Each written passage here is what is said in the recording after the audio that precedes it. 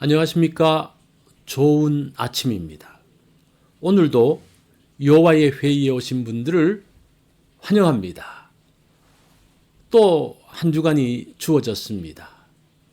이번 주간에도 여전히 하나님께서 말씀하실 때에 우리가 그 말씀을 듣고 나아가는 그러한 날들이 되면 좋겠습니다. 오늘 주신 말씀은 요한복음 7장 27절입니다. 이 말씀 제가 받들어 읽습니다. 우리는 이 사람이 어디서 왔는지 아노라. 그리스도께서 오실 때에는 어디서 오시는지 아는 자가 없으리라 하는지라. 오늘 말씀의 제목은 눈을 가리는 것입니다. 저는 물건을 잘 찾지 못합니다. 물건을 찾으려고 꼼꼼히 뒤지는 것이 아니라 한번 휙 둘러보고 없다고 하기에 찾을 수가 없습니다. 그러니까 제 아내가 가면 숨겨진 것들이 다 나옵니다.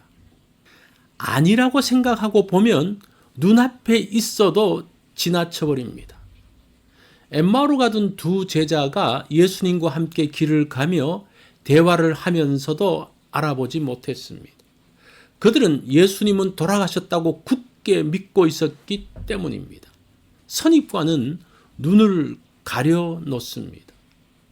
예수님께서 하시는 일을 자세히 보고 있으면 하나님의 아들이요 메시아라는 것을 알 수 있습니다.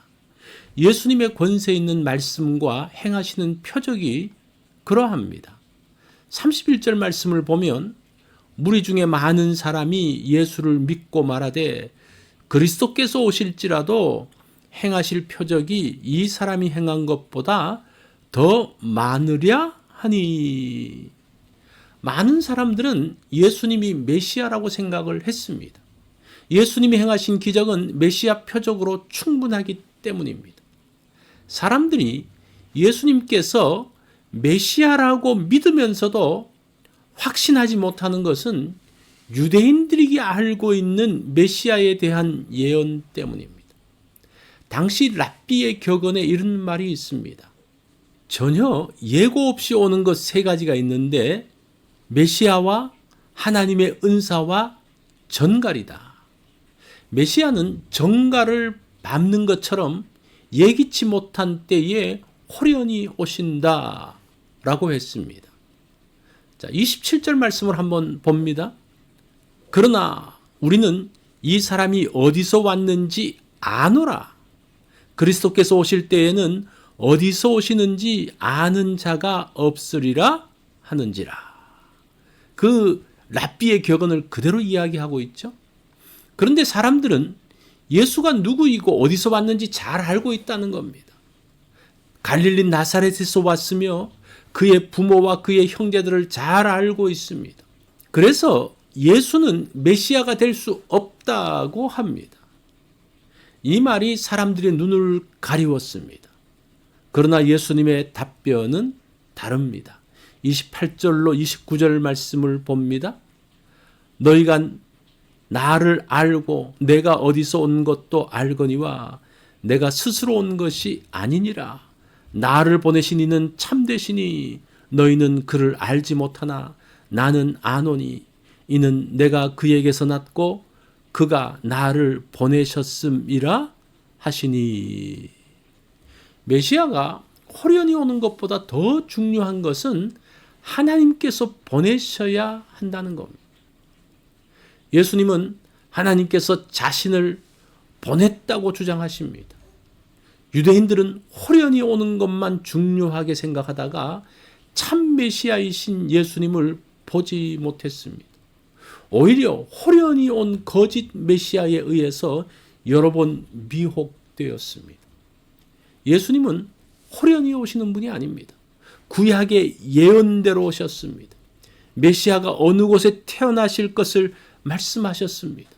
누구의 몸에서 태어나실 것을 예언하셨습니다. 여러 선지자들이 메시아에 대해서 예언했습니다. 말씀에 분명히 기록되어 있음에도 불구하고 유대인들은 말씀이 아닌 민간의 전승을 믿었습니다. 그게 랍비의 격언이나 제1 에녹서, 제4 에스라서 등등이죠. 눈을 가리고 있으면 앞에 있어도 보지 못합니다. 잘못된 지식을 굳게 믿고 있으면 진리가 있어도 눈이 가려 보지 못합니다. 눈을 가리는 것들이 있습니다.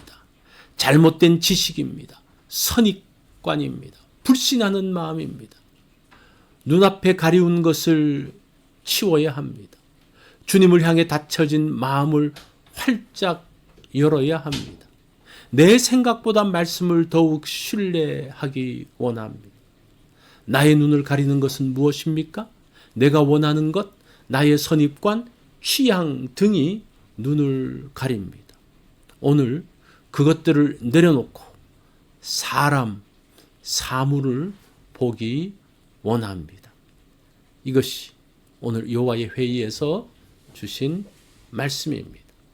오늘 하루를 살면서는 내 눈을 가리고 있는 것들을 한번 점검해보는 그런 날이 되면 어떨까요?